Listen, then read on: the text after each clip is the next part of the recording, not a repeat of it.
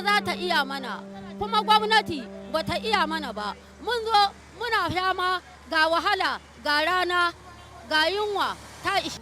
A cikin yaran mun da babanmu ya yi fani ne babba.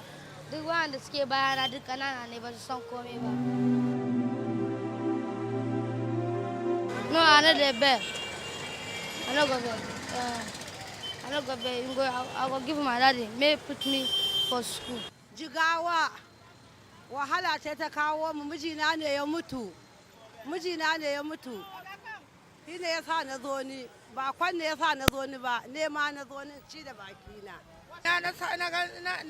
Diba fa kaina. Ba ta iya Ingilishi ba. Wa diba kaina. Ba moni yunwa. Karata guda. Some of these passers-by think that street begging constitutes a nuisance. We Nigerians are the ones that are still making these guys be on the road. Okay. Normally, we should not give them money. We should stop giving them money. You understand? When we are giving them money, then we are supporting it. Okay. So when we stop giving them money, they will move. Since they beg for, let's say, quite some time, and I think they should try and raise up something and delve into one business or the other rather than begging it. Why do people take to street begging? We spoke to a psychologist. Begging starts from environments where there's deprivation from basic amenities and where there's poverty. However, once the habit starts, it becomes a disease of the neural system where it becomes self-replicating. Once a person goes on the roadside and asks for alms, and that person's behavior finds expression, the normal way the brain works is that that habit or that behavior now becomes habitual. It's a self-replicating habit, and so several people who tried the first time and they were able to get a few naira from that begging habit, they will be chasing that feeling. There's a feeling that comes from begging and getting someone to give you alms. In Lagos, the number of child beggars and adult beggars, experts say, runs into over 1,000, as it would be recalled that earlier in 2020, some beggars numbering over 1,000 blocked the entrance to the Lagos State House of Assembly and the Governor's office to protest against what they termed undue harassment and arrest by officials of the state government. With three northern states of Kano, Niger and Nasarawa recently banning street begging, the Lagos state government may not have officially banned street begging, but has constantly wasted no time to reiterate its position on the zero tolerance for street begging. It's illegal. In Lagos, the law does not tolerate it. There is a law that is against street begging, and we are trying to enforce the law. We are actually enforcing the law because anybody who is caught doing street begging in Lagos is going to face prosecution.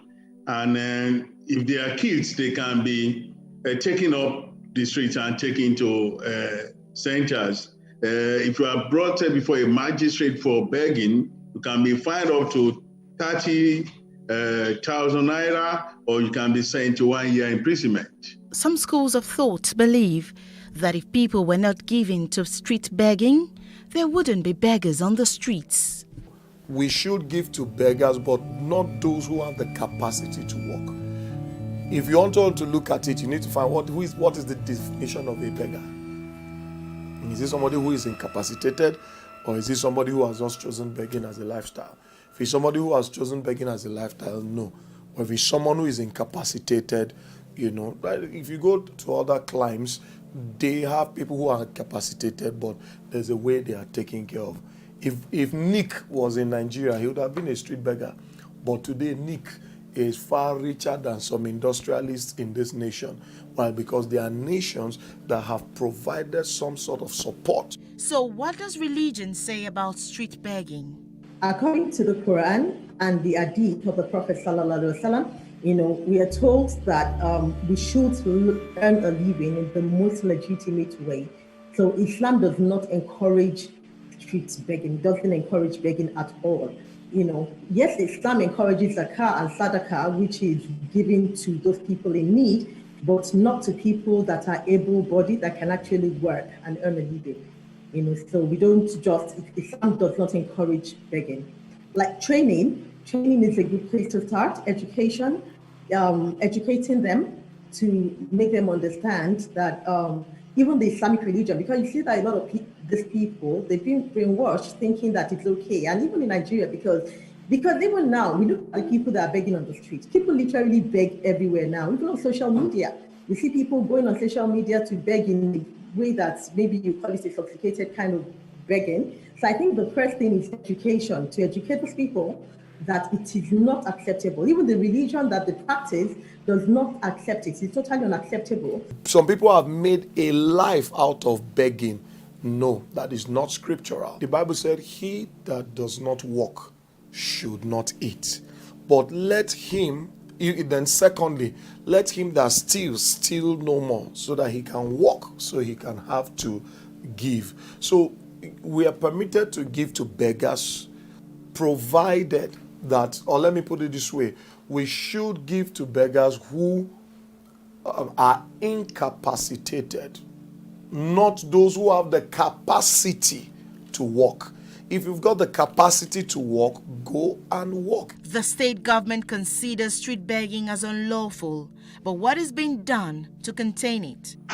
There are centers that they are being taken to any time they are caught doing that, and they are taken to those centers, and they are being fed there, they are being clothed there, and the government is totally responsible for their upkeep, so that nobody is encouraging a street begging. But anybody who is found taking off the streets 1 or 2, 3 times and is still doing it, the person may go to jail. Can street beggars be rehabilitated? I've worked with a particular person who had access to get a job years after begging. But because that has become habitual and that feeling is always, drives home that fulfillment, the person declined the job at the expense of a paying job, because the brain had been wired to get a reward for not doing anything. Yeah, they can be rehabilitated into the society by therapy and coaching. Therapy to help them alter that way of thinking, coaching to help them so that they can charge after the goals in an unstoppable manner. They certainly can be rehabilitated, but it takes work, and it takes the desire of that person to want to stop that habit. No matter how professional the therapist or the coach they're working with is, if they're not determined to leave, it will be difficult for us to ride on that energy and make them break free from that particular habit.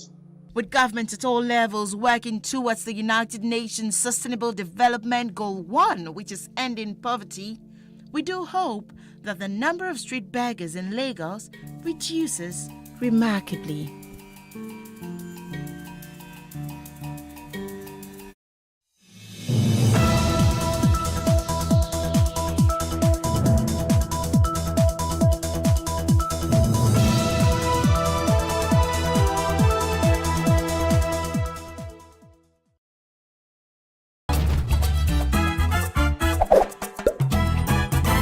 To conclude the career development series, we'll be discussing how to navigate office politics, because this is a very important, not always addressed element of thriving at work. And with me to discuss this is Enitan Ibirunke, founder and executive director of the Legend Life Skills Foundation. Enitan is a seasoned soft skills trainer, certified etiquette coach, and trained journalist. With a law degree from LASU and a master's in international law and diplomacy from the University of Lagos. She's an active member of the Humanistic Management Network at the Christopher Collody Center for Leadership and Ethics at the Lagos Business School, Pan-Atlantic University. Welcome, Enitan. Thank you. I'm really quite excited to have you here with me today. I am excited. Yeah, and I was saying in the dressing room that office politics isn't something I hear people talking about professionally or even in this type of forum.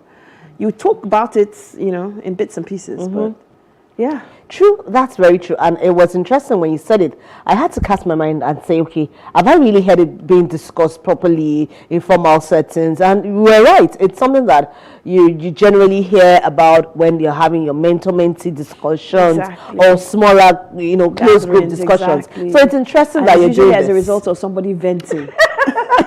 And that venting always happens. Yeah. Because even yesterday we're talking about this, I remember I slightly started venting and I went, catch yourself, venting. You are venting. Yeah. So to that point, what is office politics in your opinion? Well, in my opinion, truly, office politics can be both positive and negative. Okay. Office politics refers to the dynamics of what goes on in an organization.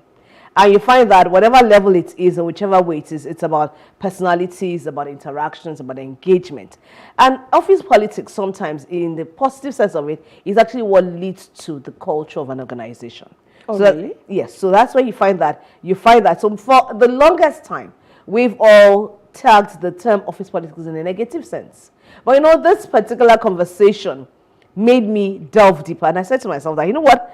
Now, don't go with what you just assume you've known or what you've done. You know how it is for you that whenever you have to deal with a topic, either from training or in media, you always delve deeper. And I was like, wow, okay, you know what? I never saw it in that light as well. I generally used to see it as, whenever they tell you, oh, learn how to navigate office politics. But then the truth is that, that's when I found that, you have positive, you have negative, you have formal, you have informal.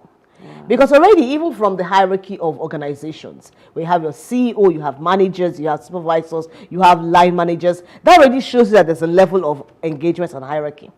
And that begins to define how we all relate. Then you now bring in the personality traits of people. You bring in their upbringing. You bring in how they view life. You bring in their motivation for even coming into the organization. And there's all the dynamics that come out there that play into whether the politics of the office is going to eventually lead into good results for the organization, where you have team cohesion, or it's going to lead to where people are going to be backbiting or backstabbing, or becomes a toxic workplace. Wow, it's interesting you just described it like that, because just like you said, I never actually thought about it from a positive viewpoint. I must tell you that even I really was like, that is true. And I started thinking about it again and looking at my career journey. This career has been on for, my working life has been for over 20 years. And I then realized that, that is true. The dynamics that play out at different times. And it's not always been negative, but why have we always taken the connotation of office politics to be negative? Wow. And there's something you just said now, there's personalities at play. So do you think men and women navigate office politics differently? Oh, most definitely. The answer to that is a big yes. Now we know, we assume, because nowadays are beginning to be disproved, that we assume that men are logical and women are emotional.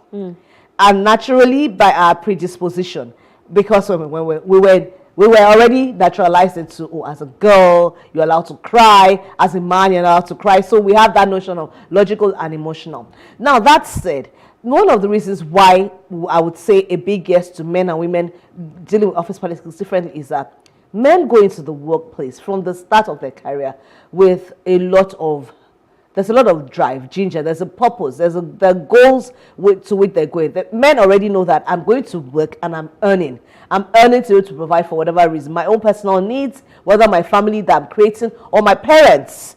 And you're already thinking, my first salary, I'm giving it to my parents, or I'm using it to get a car, or I'm renting an apartment. Now, for women, when they go into the workplace, initially, it's that sense of, yes, I finally achieved something.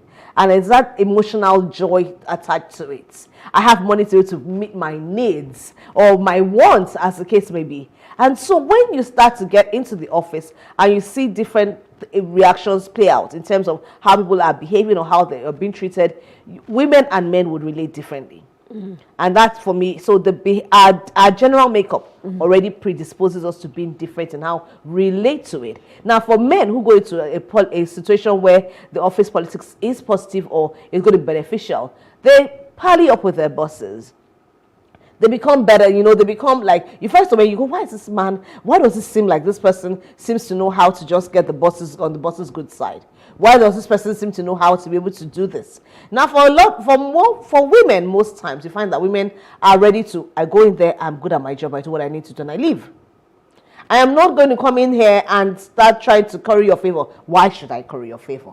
So that's generally, it's now in recent times, truly, when you're seeing women breaking the glass ceiling, they are seeing that women, whatever reasons they are, which, like you rightly said, have never been discussed, at least that we know of, this formally and in such a setting, they begin to find out what are the reasons and the dynamics behind why people are breaking the glass ceiling. What's happening that they're actually achieving things. Because you have a population, there are 10 people who are qualified, 10 people who are competent. There's no real exclusive preserve of qualifications or competence anymore.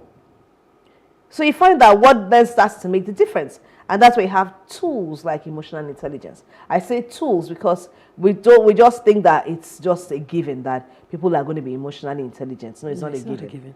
It's not a given at all. And even though we say we can learn it, it's still not just a learning. It's a practice. Yes. It's situational. It's circumstantial. And so, really, truly, in my opinion, and from my experience, men and women navigate office politics very, very, very differently. Either it's positive or it's negative. Is there a place for a combination of logical and emotional? Because I hear you, I was smiling because as you were explaining this, I'm like, that is so true, that is so true. But is there a place for logic and emotion to live side by side? Yes, there is. And I would say that there's definitely a place for that.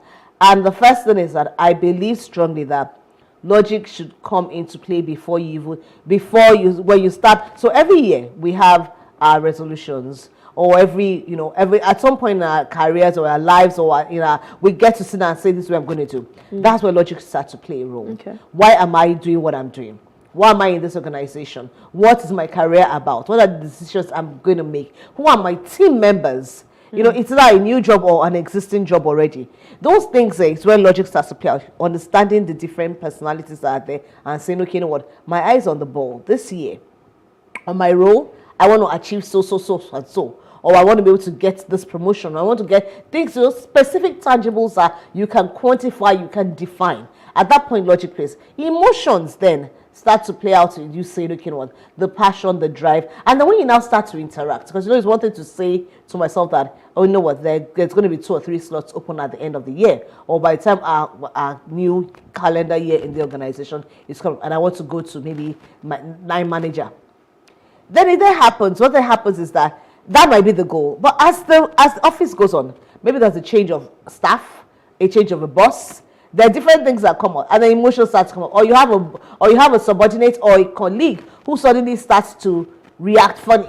Maybe he or she has other issues. Yeah. Now, your emotions and your logic, emotions at that point in time, would definitely start to play out because you're thinking, you know what, I can't take this anymore.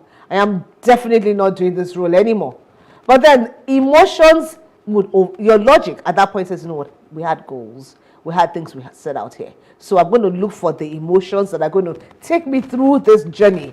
And I'm going to get through to the other side because I know what the focus is on. Or I know why or how I got into this organization. Or I know why I'm here. Or I need to be able to hit a certain target or hit this amount of money so I can get to the next place I'm going to. At that point in time, a fusion of your emotions and your logic starts to play out. And you sit it through. Or like most times when emotions play, say, you know, I can't take it anymore. I have a toxic boss or that colleague of mine. I really feel that this person has it in for me, or my subordinates are just unruly and I'm not doing and I'm quitting. So it's essentially making your emotions work for you. Yes. And making sure that you combine it in a healthy manner. Mm-hmm. Okay, so you had talked earlier about emotional intelligence. Again, the word emotions. What are the other tools that one needs to adopt to, I was going to say to survive office politics or to navigate but no, to thrive in a positive office politics, to create a positive office politic environment, essentially? Well, some of the tools would be essentially, there will be offshoots of emotional intelligence, but it would be to understand. You need to, I'm looking for one word, but then maybe I'll put it in a sentence. Understanding the personalities at play. Also learning to be a team player. Okay. Being a team player doesn't mean that we're all going to agree, but being a team player simply means that it's not about me or my team alone, or if you have multiple teams or just a team. It's about the common goal or the common good of the organization.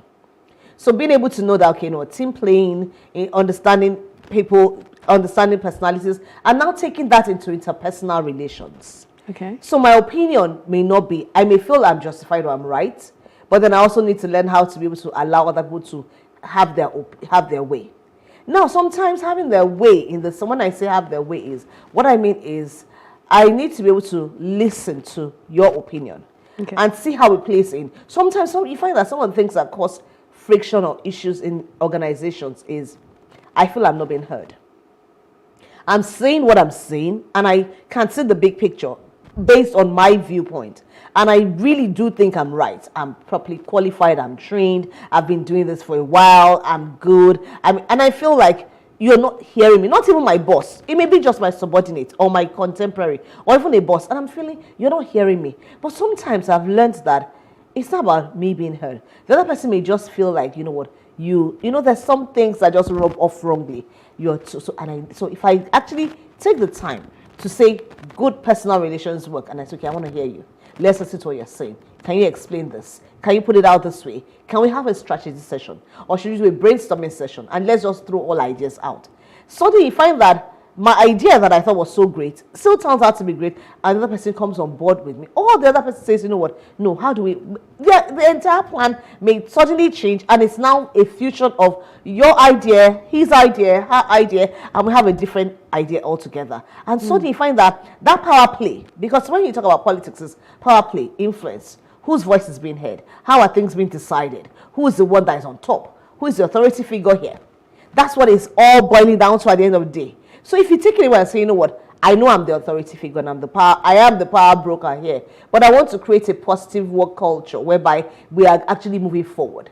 At the end of the day, organizations are there because they want to make profit. And then, like we say in the Humanistic Management Network, you want to actually do things for the greater good. And then who are the first constituency of that greater good? The people who work there. So in managing, apart from just emotional intelligence, or maybe breaking emotional intelligence down into practical tidbits that you can actually use. So I'll say team playing, interpersonal skills, understanding the person, good communication, learning to listen, and let people feel like they're seen and they're heard.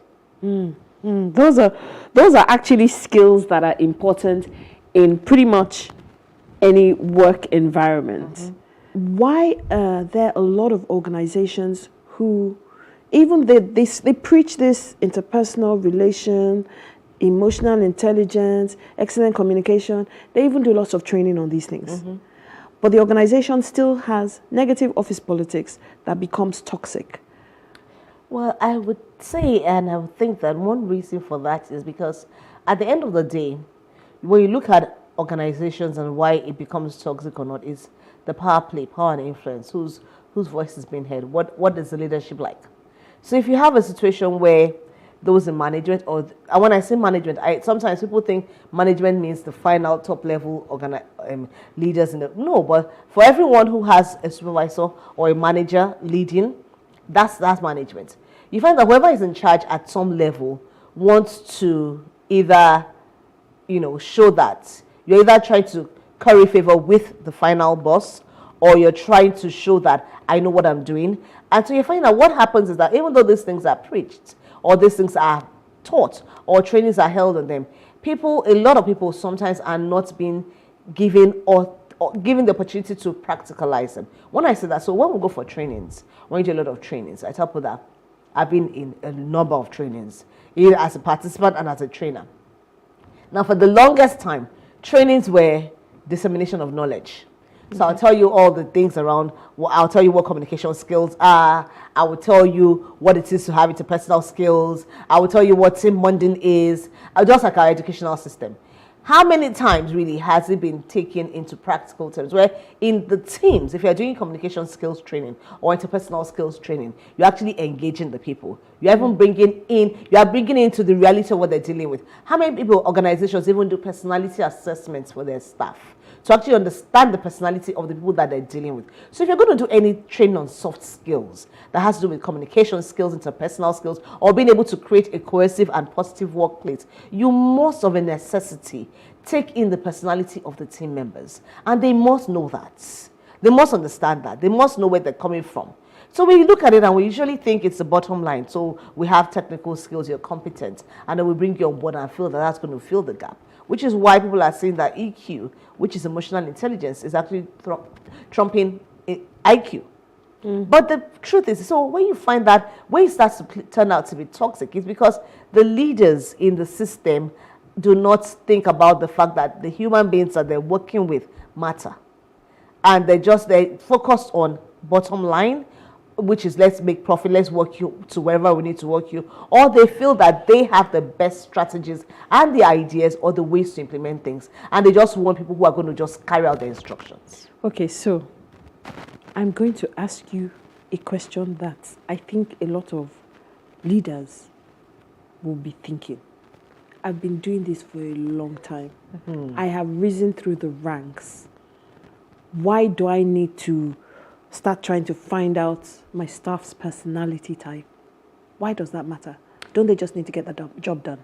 Well, alas, unfortunately, we could say maybe 5 years ago, 10 years ago, that may even have worked. But we're finding increasingly in today's world where people have the power of choice and say, I'm either going to stay working or not. It's no longer like, it's not game as usual. It's not the same way it's always been. Now, one of the reasons why it's important is because at the end of the day, your internal customers, the people who make things happen, are people that you work with. And you may have risen through the ranks. Why have you risen? What is it that you have been? You probably look at it and ask yourself that, have I had good bosses, or have I been very competent on the role, or what is it that has taken you through? And whatever took you through, there must have been something that was your personal motivation. In this situation, you're leading a team of people who you need to take through, who you need to achieve your goals. You cannot get the goals you want as a leader by yourself. You are going to need to depend on the people around you. I know back then, when I say back then, I mean even as recently as 5 years ago, people say, no, what, ship in, ship out. If you don't like the job, if you like the heat in the kitchen, step out. But we're now beginning to find that as good as that seemed at first, when you look at the ROI, the return, when you look at the cost of retraining a staff who leaves, when you look at the effect on the psychology and the morale of the remaining team members, when you look at how it impacts even your output overall, they find that it is actually not ship in, ship out. It is better for you to keep your good hands and keep them satisfied. Not that you're held hostage or held ransom to every whim and caprice of your staff, but to be able to create a workplace that is humanistic, that actually considers that these are human beings. We're not talking of a factory setup. We're not saying put in, it's not a factory line. It's human emotions. Now that is what makes it different from any other type of system. We're talking people. It is important that the people that are there, you find that some organizations may not be the highest paying, they may not be the best workplaces, but what makes a place when they say best place to work or a good place to work, you find people talk about the intangibles. They're not talking about just salary motivates, yes, compensation, monetary compensation motivates, but that's not just what keeps people in a system. People are staying because there's a sense of belonging. People are staying because there's a sense of purpose. People are staying because they enjoy working with other team members. People are staying because whoever their superior is either mentoring them or building them, or they're getting something from that person. And they will stay on. And even I was in an organization where I did some brief work with them. And this man would constantly say that there are so many top organizations. It was a small consulting firm, about 10 people at the most. And when I say 10, I mean just 3 top people and the rest were just analysts. I said, there is no organization, home and abroad, that has not tried to poach its 3 top guys. Wow. But they won't go. They would not go. Wow. Because when you see them together, when they sit down on their strategy sessions, is asking questions. This is somebody, he knows his onions. He's been trained all the way through. It's in performance management. He's been trained at the highest level. He's good. But when he goes behind and says, what do you think? What do you feel? We had that session yesterday. People want to be heard. People want to be seen. So as a leader, you cannot underrate the value of actually knowing who you are working with, knowing what makes them tick. That way you're even able to quickly identify wrong fits and get them out of the system if you need to do that. This has actually been exactly what I hoped for. Impactful. Thank you. And I really hope that some of the leaders who are watching are actually absorbing some of the information. And like you said, though, it's not just about the leaders at the very top. Everybody that manages somebody is a leader. Yes, exactly. So thank you so much for this. We've come to the end. It's always too short. Yes, it's really hard. This is a conversation we can have for days. So thank you so much for coming in. Thank you for having me. Yeah, I'm really quite excited about this topic. Thank you. You're most welcome. Thank you. Right, so hopefully we've all learned something. Leaders, peers, subordinates, whatever level you're working at, you're a manager of people in one way or the other, even if it's just your security guy. So we all have to learn how to develop positive office politics, because like Enito said, there's office politics everywhere. It is. Yeah, you can't run away from it. So thank you so much for watching. John and Helen, yes, I got it right this time. John is back. John and Helen will be rounding off the show in a few minutes. So please stay with us for a few more minutes. Thank you.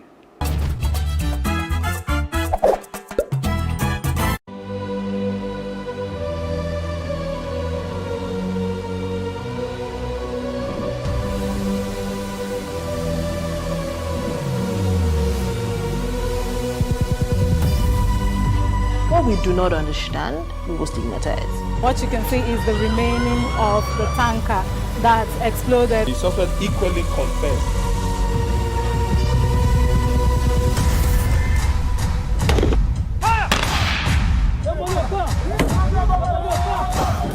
Now 500 naira they collect them. If you no talk, then go beat you. Now 2,500 they pay.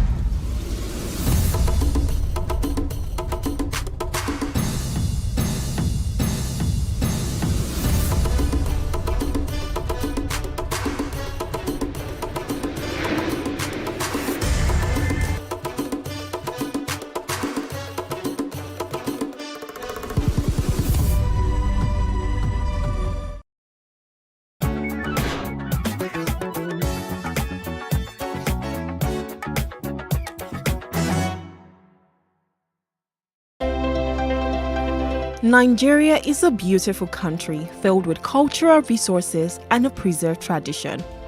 It is famously known as the Giant of Africa, whose cultural heritage is woven from the natural beauty in her land, threads of history, and the hospitality of her people.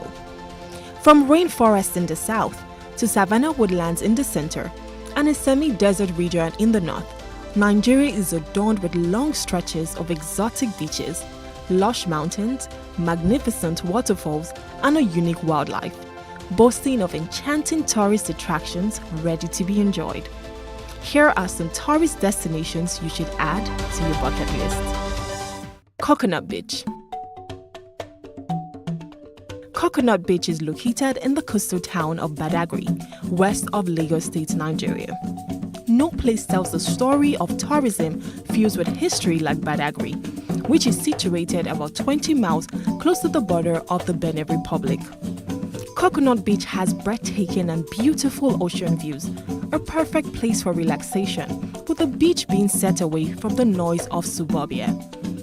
It is surrounded by thousands of coconut trees, where it got its name from, beautiful holiday resorts, vacation huts, fresh air, and an open sky, portraying an ideal rural destination for lovers of fun and holiday makers. The Obudu Mountain Resorts. Above the sea level on the Oshia ridge of the famous Sankwala Mountain sits majestically the Obudu Mountain Resort. It is located in the highlands and deep tropical forests of Cross River State, with a temperate climate and just 45 miles from the border of Cameroon. The ranch boasts of numerous pleasant mountain area and countryside views, with tourist attractions like the water park, cable car, ranch cattle and horses, waterfall, and the ancient Anape village. The Obudu Mountain Resort is a mix of adventure, beautiful scenery, and idyllic tranquility. The Yankari Game Reserve. In Bauchi State is the Yankari Game Reserve and former national park, one of West Africa's eco-destinations. It is home to several natural warm water springs and the biggest wildlife retreat. The reserve is filled with a number of activities that would help you connect with nature. Marvel at the largest herd of elephants in the country, embark on a guided safari tour, and explore the tropical forest. You'll also find beautifully constructed huts alongside some uncaged animals such as monkeys and baboons living in their natural habitat. The Yankari Game Reserve is an area of great natural beauty that provides recreational pleasure. The Ogbunike Caves. Located in a valley blanketed by tropical rainforest in Anambra State, are a collection of caves knitted with historical and spiritual significance. The Ogbunike Caves